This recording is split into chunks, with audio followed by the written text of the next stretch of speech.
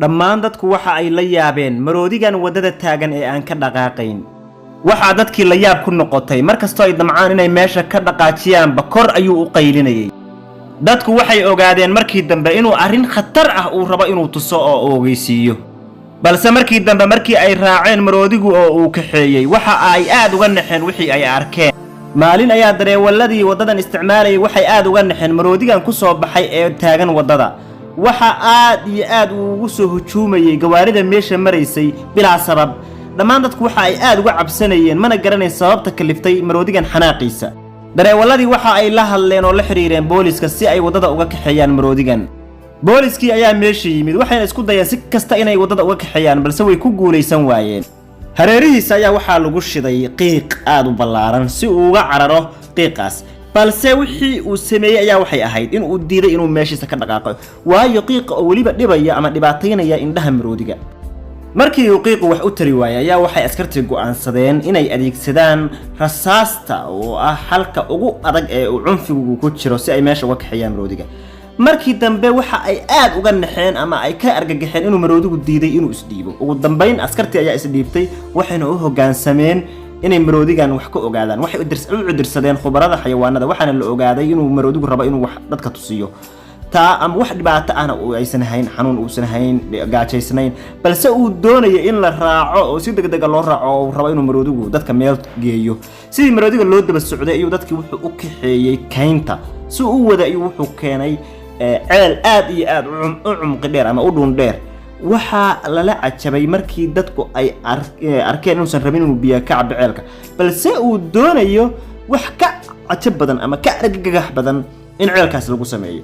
waxay ogaadeen si kadis ah in cod uu ka yeerayo ceelka.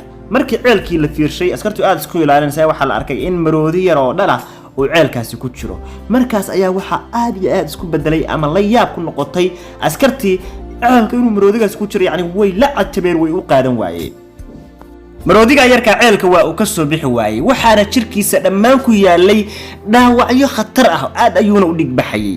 waxayna ogaadeen in maroodigan doonayo in ilmihiisa la soo badbaadiyo waxayna aad iyo aad ay u go'aansadeen in si degdeg ah ay ku soo badbaadiyaan. waxayna dalbeen cagaf askartii cagaf aad u weyn ay dalbeen waxaana la bilaabay in ceelkii la qodo jambiyadiisa waayo sidaas waa sida ugu fudud ee lagu soo badbaadin karo maroodiga.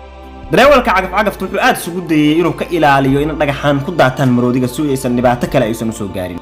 haddii uu khalad yar galo dareewalka cagaftu ceelkuna waa dumayaa maroodigana dhibaato ballaaran ayaa soo gaaraysa.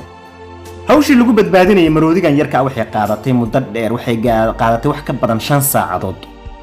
maroodigani waa uu dhaawacnaa wuxuuna ahaa midaan u dul qaadan karin xanuunka uu dareemayo muddadaas godka la qodayay waayo waxa ku yaalay dhaawacyo aad iyo aad u xoogan waxaana ka soo baxay codad maartay gurxan iyo xanuun ah. waxaana fikrad ay ku soo dhacday dadkii meesha qodayay waxayna keeneen saliid dabiici ah oo ay ku shubeen jirka meeshii dhaawacyada ahayd si xanuunku uga bogsado.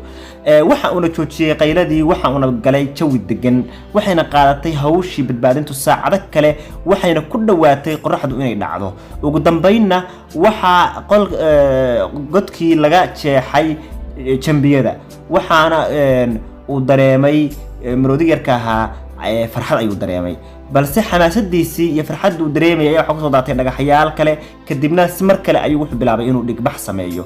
indhihiina waxa ka galay ciid fara badan oo wax ka arki waayay waayo wuxuu arki waayay wadadii uu uga soo bixi lahaa ceelka. ugu dambeynna maroodiga yarka ahaa si nabadgelyo ayuu uga soo baxay dadkiina aad ayay ugu sacbiyeen ugu farxeen in isagoo nool oo caafimaad qaba uu ka soo baxay inkastoo dhaawacyo ay ku yaaleen. hooyadiisna way ku soo oroday iyadoo aan rumaysan karin yani wax ay arkayso. dhakhaatiirtiina waxay diideen inay hooyada siiyaan ilmaha maroodiga waxayna u geeyeen dhakhaatiirta xayawaanada way soo daweeyeen dhammaan dhaawacyadii ku yaalay oo dhan isagoo dhaawacyadii oo dhan la soo daweeyay oo jirkiisii oo dhan maartay hawl laga soo qabtay ayay hooyadiis u soo celiyeen. hooyadiisna way u mahadnaqday waxayna u mahadnaqday si la yaab leh iyadoo afkeedii u jeedisay ama gacankeedii u jeedisay samada aadna u qaylisay yani farxad darteed. haddii aad rabtid inaad ogaatid qof qalbigiisa waa inaad eegtaa sida uu xayawaanada ku yahay. hadduu xayawaanada u naxariisto waxay ka dhigan tahay qofkaas inuu qalbi naxariis badan leeyahay.